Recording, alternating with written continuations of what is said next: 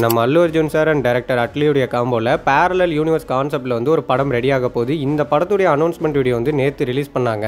And இந்த ஒரே ஒரு அனௌன்ஸ்மெண்ட் வீடியோல இந்த படத்துக்கான ஹைப்பை பேன் இண்டியா லெவல்ல ஏற்றி விட்டுட்டாங்கன்னு தான் சொல்லணும். ஏன்னா இந்த வீடியோ பார்க்கறதுக்கு செம்ம இன்ட்ரெஸ்டிங்கா இருந்தது. அண்ட் மோஸ்ட்லி இந்த வீடியோ பார்த்த எல்லாருக்குமே செம்ம வியப்பா இருந்திருக்கும். ஸோ ஏதோ ஒரு பெரிய சம்பவம் பண்ண போறாங்க பண்ற ஒரு தாட் தான் நம்ம எல்லாருக்குள்ளயுமே கிரியேட் ஆயிருக்கும். ஆனால் தமிழ் ஆடியன்ஸ்க்கு மட்டும் வந்து பாத்தீங்கன்னா செம்ம காண்டா இருந்திருக்கும். ஏன் நம்ம தமிழ் ஆடியன்ஸ்க்கு மட்டும் செம்ம காண்டா இருந்திருக்கும்னு நான் சொல்ல வரேன்னா, இந்த படத்தை டைரக்ட் பண்ண போற டைரக்டர் தமிழ் தான், இந்த படத்தை ப்ரொடியூஸ் பண்ண போற ப்ரொடியூசர் தமிழ் தான். அப்படி இருக்கும்போது இந்த படத்துடைய ஹீரோ மட்டும் ஏன் தமிழால இவங்க போடலன்ற ஒரு கேள்வி வந்து உங்க எல்லாருக்குள்ளயுமே வந்திருக்கும். அண்ட் ஓப்பனா சொல்லணும்னா நம்ம தமிழ் ஹீரோஸ் எல்லாம் வச்சு இந்த மாதிரியான படம் வந்து பண்ண முடியாது. ஏன்னா இந்த படத்துடைய பட்ஜெட் வந்து ரொம்ப பெருசு. ஸோ இந்த படத்துடைய பட்ஜெட் வந்து 500 to 600 கோடி வரைக்கும் இருக்குன்ற மாதிரி தான் வந்து இப்போதைக்கு சொல்லியிருக்காங்க. ஆனால் அது ஒரிஜினல் நம்பரான்னு கேட்டால் ஒரிஜினல் நம்பர் கிடையாது தான்.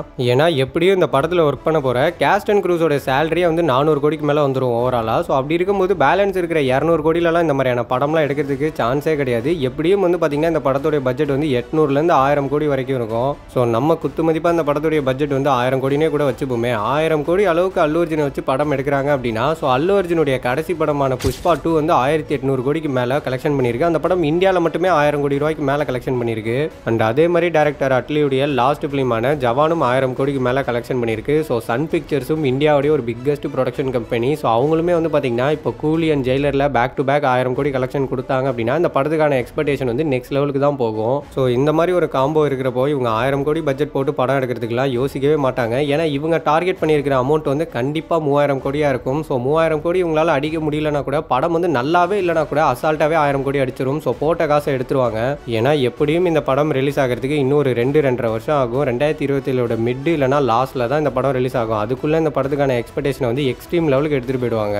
அண்ட் இந்த மாதிரி ஒரு படம் வந்து நம்ம தமிழ் ஆக்டர்ஸ் பண்ணாமல் போயிட்டாங்களேன்ற ஒரு வருத்தம் கண்டிப்பாக அவங்க எல்லாருக்குள்ளேயுமே இருந்திருக்கும். எனக்கும் அதே வருத்தம் தான் நேற்று இந்த அனௌன்ஸ்மெண்ட் வீடியோ பார்க்குறப்ப.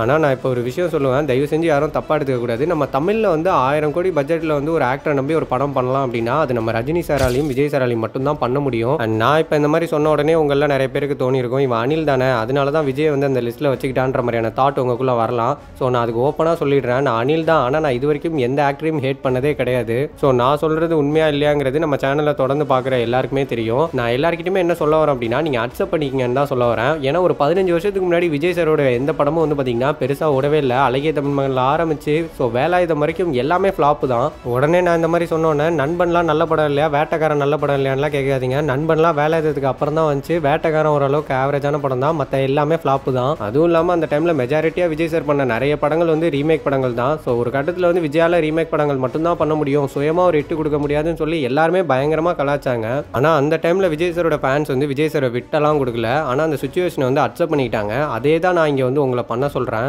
ஏன்னா இப்போ உங்களுக்குலாம் என்ன தோணுன்னா, 1000 கோடி பட்ஜெட்டில் ஒரு படம் பண்ணணும்னா விஜய் ரஜினியால் மட்டும்தான் பண்ண முடியுமா, ஏன் Suriya sir Vikram sir and Ajith sir எல்லாம் பண்ண முடியாதுன்ற கேள்வி வந்து உங்களுக்குள்ளே வரும். அண்ட் நீங்கள் யார் ஃபேனாக வேணாலும் இருங்க, ஆனால் நான் சொல்கிறத கொஞ்சம் ப்ராப்பராக யோசிச்சு பாருங்கள். நம்ம அஜித் சாரை பொறுத்த வரைக்கும் அவரை இந்தியா ஃபுல்லாக எல்லாருக்குமே தெரியும். ஆனால் இன்றைக்கி வரைக்கும் அவர் ஒரு பேன் இண்டியா படம் கூட பண்ணது கிடையாது.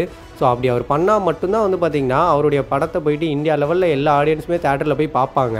ஏன்னா அப்போ தான் நம்ம ஏகேவுடைய படங்களுக்கு எல்லா ஸ்டேட்லையுமே மார்க்கெட் கிரியேட் ஆகும். இனிமேல் அவர் பண்ண போகிற படங்களுக்கு அப்போ தான் டிஸ்ட்ரிபியூஷன்ஸ்லாம் அங்கே வந்து அதிகமான ரேட்டில் வந்து நடக்கும். ஸோ அதுக்கப்புறமா தான் நம்ம சொல்ல முடியும் ஏகே வந்து ஒரு பேன் இண்டியன் ஸ்டார்னு. ஆனால் நம்ம சூர்யா சாரும் விக்ரம் சாரும் அப்படி கிடையாது. அவங்க ஆல்ரெடியே ஒரு பேன் இண்டியன் ஸ்டார்ஸ் தான். ஆனால் அவங்களுக்கு வந்து பார்த்தீங்கன்னா அவங்க முன்னாடி இருந்த மார்க்கெட் இருக்கா அப்படின்னு கேட்டால் இப்போ கிடையாது. ஏன்னா ஒரு காலத்தில் நம்ம ரஜினி சாருக்கு அடுத்து சூர்யா சாரும் விக்ரம் சாரும் தான் இந்த மாதிரியான பெரிய படங்கள்லாம் வந்து பண்ணிட்டு இருந்தாங்க. ஆனால் இன்னைக்கு வந்து பார்த்தீங்கன்னா அந்த மாதிரியான பெரிய படங்கள் பண்ணக்கூடிய ரேஞ்சில் வந்து அவங்களுடைய மார்க்கெட் வேல்யூ இல்லை.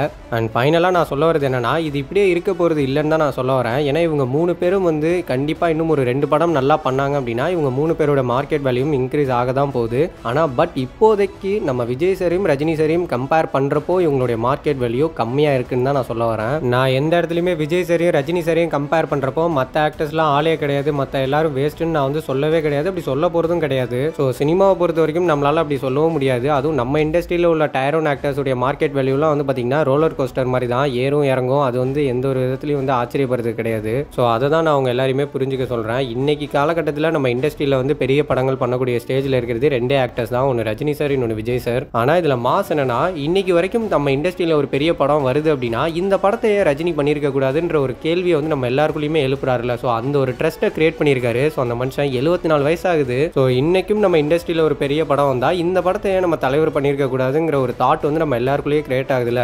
இந்த மாதிரியான ட்ரஸ்ட்டை வந்து இனி எந்த ஆக்டராலையுமே வந்து கிரியேட் பண்ண முடியாது. ஏன்னா இதுக்கு முன்னாடி இந்த 50 வருஷ சினிமாவில் அவர் பண்ண சம்பவம் அப்படி. ஏன்னா இந்த மாதிரியான படத்தெல்லாம் நம்ம ரஜினி சார் பண்ணால் மட்டும்தான் கரெக்டாக இருக்கும். அப்போ தான் வந்து யாருமே பெருசாக ஹேட் பண்ண மாட்டாங்க. அந்த மனுஷனை வந்து பெருசாக எல்லாருமே வந்து விமர்சனம் பண்ணலாம். ஆனால் விமர்சனம் பண்ணுறவங்களே அவருடைய படம் ரிலீஸ் ஆனதுக்கப்புறமா தேட்டரில் போய் பார்த்து என்ஜாய் பண்ணுவாங்க. ஆனால் இதே படத்தை நம்ம ஒரு வேளை அஜித் சாரையோ இல்லை விஜய் சாரையோ வச்சு பண்ணுறோன்னு வைங்களா, அந்த படம் வந்து தமிழ்நாட்டிலே ஜெயிக்காது. அதுக்கான காரணம் யாருன்னா அவங்களுடைய ஃபேன்ஸ் தான். ஏன்னா இந்த படத்தை வந்து ஒரு வேளை அஜித் சார் பண்ணுறாருன்னு வைங்களேன், விஜய் சாரோட ஃபேன்ஸுக்கு ஒரு பயம் இருக்கும். எங்கடா இவனுங்க 1000 கோடி கொடுத்துருவானுங்களோ, நம்மளை சோஷியல் மீடியாவில் பயங்கரமாக ட்ரோல் பண்ணிடுவானுங்களோ நினச்சி இந்த படத்தை வந்து ஃபெயிலியர் ஆக்க தான் பார்ப்பானுங்க. அண்ட் அதே மாதிரி தான் அஜித் சாரோட ஃபேன்ஸும். ஸோ விஜய் சார் வந்து 1000 கோடி கொடுத்துருவாரோன்ற பயம் வந்து அவங்களுக்குமே இருக்கும். ஸோ இப்படி இருக்கும்போது நம்ம இண்டஸ்ட்ரி வந்து எப்படி உருப்படும்? நம்ம எல்லாருமே வந்து பண்ணுறதை பண்ணிடுறோம். கடைசியில் வந்து ஒரு பெரிய படம் வரும்போது அதர் இண்டஸ்ட்ரியில் மட்டும்தான் இந்த மாதிரியான படம் எடுக்கிறானுங்க, நம்ம இண்டஸ்ட்ரியில் ஏன்டா வரலன்னு சொல்லிட்டு கடைசியில் நம்ம தான் ஃபீல் பண்ணுறோம். அந்த தப்பை யார் பண்ணுறா அப்படின்னு பார்த்தா நம்ம தான் பண்ணுறோம். பண்ணிட்டு நம்மளே ஃபீல் பண்ணிக்கிறோம். எனக்கு இது கூட பிரச்சனை இல்லை. ஆனால் நேற்று நம்ம ஆளுங்க வந்து ஒரு கேவலமான விஷயம் வந்து பண்ணிட்டு இருக்காங்க. அந்த வீடியோக்கு கீழே போயிட்டு கமெண்ட் பண்ணிட்டு இருக்காங்க, இந்த படம் வந்து ஒரு பியூரான தமிழ் படம் தான். ஏன்னா டைரக்டர் வந்து தமிழ், ப்ரொடக்ஷன் ஹவுஸ் தமிழ், அதனால இந்த படம் பெரிய கலெக்ஷன் அடிச்சா பெருமை எங்களுக்கு தான் சொல்லிட்டு. அந்த மாதிரிலாம் ஒன்றுமே கிடையாது. இதே பிரசாந்த் நீல் வந்து நம்ம அஜித் சார் வச்சு ஒரு படம் பண்ணுறாரு, அந்த படத்தை வந்து ஹோம்பாலே ஃபிலிம்ஸ் வந்து ப்ரொடியூஸ் பண்ணுறாங்க அப்படின்னா இதே கன்னடக்காரங்க வந்து சொல்லுவாங்க, நாங்கள் வந்து இது எங்கள் டேரக்டர், இது எங்கள் ப்ரொடக்ஷன் கம்பெனி, அப்போ இது வந்து எங்கள் படம் தானேன்னு சொன்னால் நம்மளால் ஏற்றுக்க முடியுமா? முடியாது இல்லை. தயவு செஞ்சு அப்போ யாருமே இந்த மாதிரிலாம் சொல்லாதீங்க. ஸோ கிளியராக சொல்லணும் அப்படின்னா இது நம்ம இந்தியாவுடைய ஒரு நெக்ஸ்ட் லெவல் படம். ஸோ தயவு செஞ்சு இது ஒரு இந்திய படமாக பார்த்து எல்லாருமே சப்போர்ட் பண்ணுங்கள். ஏன்னா கண்டிப்பாக இந்த மாதிரியான படங்கள்லாம் வந்தால் மட்டும்தான் இந்த மாதிரி இன்னும் நிறைய பெரிய படங்கள் வரும். ஏன்னா நான் ஆல்ரெடியே புஷ்பா 2 பற்றி ஒரு வீடியோ போட்டிருப்பேன். அந்த வீடியோவில் வந்து சொல்லியிருப்பேன், புஷ்பா 2 1800 கோடிக்கு மேலே கலெக்ஷன் பண்ணதுலலாம் எனக்கு எந்த பிரச்சனையுமே கிடையாது. எனக்கு இருந்த ப்ராப்ளம் என்ன அப்படின்னா, புஷ்பா 2 மாதிரியான ஒரு படமே 1800 கோடிக்கு மேலே கலெக்ஷன் பண்ணும்போது கல்கி மாதிரியான ஒரு படம் வந்து ஜஸ்ட் 1000 கோடியிலே வந்து பார்த்தீங்கன்னா கலெக்ஷன் ட்ராப் ஆகுது. ஏன்னா நீங்கள் இந்த மாதிரியான நெக்ஸ்ட் லெவல் படத்துக்குலாம் சப்போர்ட் பண்ணால் மட்டும்தான் எல்லா இண்டஸ்ட்ரியில் இருக்கக்கூடிய பெரிய ஹீரோஸுமே இந்த மாதிரி பெரிய பெரிய படங்கள் வந்து பண்ண ஆரம்பிப்பாங்க. அப்போ தான் நம்ம இந்தியன் சினிமா இன்னும் பயங்கரமாக க்ரோ ஆகும். அண்ட் ஃபைனலாக ஒரே ஒரு விஷயம் தான், நம்ம ரஜினி சார் வந்து இந்த படத்தை பண்ணாமல் போனதுக்கான ரீசன் வந்து அவருடைய வயசு தான். ஸோ ஏன்னா அவருடைய வயசு வந்து அதிகமாக இருக்குங்க, 74 வயசு ஆகுது. விஎஃப்எக்ஸ்லாம் பண்ணணும் வைங்களேன், ஒரு இடத்துல நீங்கள் வந்து 5 மணி நேரத்துக்கு மேலே உட்கார்ற மாதிரி இருக்கும். ஸோ அப்படிலாம் உட்காந்தா அவருக்கு வந்து பேக் பெயின்லாம் வரும். அதனால ரொம்ப ஸ்ட்ரெயின் பண்ணுற மாதிரி இருக்கும். ஸோ அதனால ரஜினி சார் கிட்ட இருந்து இந்த மாதிரியான படங்கள்லாம் இனிமேல் நம்ம பெருசாக எதிர்பார்க்க முடியாது. அவர் ஜஸ்ட் சினிமா பண்ணுறாரு அப்படின்னா அவரை ட்ரால் பண்ணாமல் அவரை பார்த்து என்ஜாய் பண்ணாலே போதும். அதுதான் அவருக்கு நம்ம கொடுக்குற மரியாதை.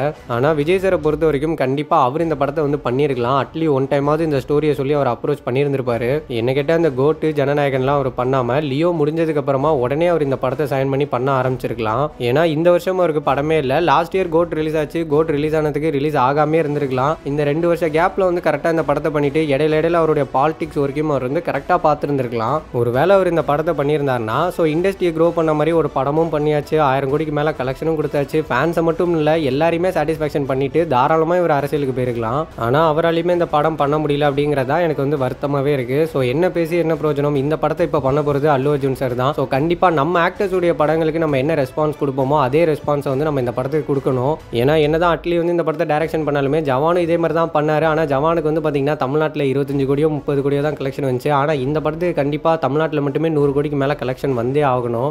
ஏன்னா இந்த மாதிரி பெரிய பெரிய கலெக்ஷன்ஸ் வந்தால் மட்டும்தான் இந்த மாதிரி இன்னும் நிறைய படங்கள் வரும். அண்ட் சொல்கிறதுக்கு வருத்தமாக தான் இருக்குது, எல்லா இண்டஸ்ட்ரியிலுமே வந்து பெரிய பெரிய படங்கள் வந்து பண்ணிட்டு இருக்காங்க. ஆனால் இன்னும் நம்ம இண்டஸ்ட்ரியில் மட்டும்தான் இந்த பழைய படம் ரெஃபரன்ஸ்லாம் பார்த்துக்கிட்டு ஃபயர் விட்டு விளாண்டுக்கிட்டு இருக்கோம். நான் அதுக்காக நம்ம கேட்டவுனில் வந்து நல்ல படமே வர்றது இல்லைன்னு சொல்ல வரல, நல்ல படம்லாம் வந்துக்கிட்டு தான் இருக்குது. ஆனால் நம்ம பெரிய ஹீரோஸ்க்கு தான் வந்து பார்த்திங்கன்னா நல்ல படம் எதுவுமே அமைய மாட்டேங்குது. ஸோ எல்லாருமே உட்காந்து தாராளமாக ஃபீல் பண்ணுங்கள். ஏன்னா நம்ம சினிமா வந்து எப்படியோ நம்ம ஆடியன்ஸே வந்து அழிச்சு விட்டுட்டீங்க, முக்கால்வாசி அழிச்சாச்சு, இன்னும் கொஞ்சம் தான் பேலன்ஸு. அப்படியே வெயிட் பண்ணால் மண்ணை போட்டு மூடிடலாம். அண்ட் ஃபைனலாக இந்த வீடியோவில் நான் வந்து இந்த படத்தை பற்றி என்னென்னமோ சொல்ல வந்தேன், கடைசியில் நான் சொன்னது எல்லாமே வேறு மாதிரி மாறி போச்சு. ஸோ ஃபைனலாக இந்த படம் பற்றினா உங்களுடைய ஒப்பீனியன் என்ன அப்படிங்கிறத மறக்காமல் கமெண்ட்டில் மென்ஷன் பண்ணுங்கள்.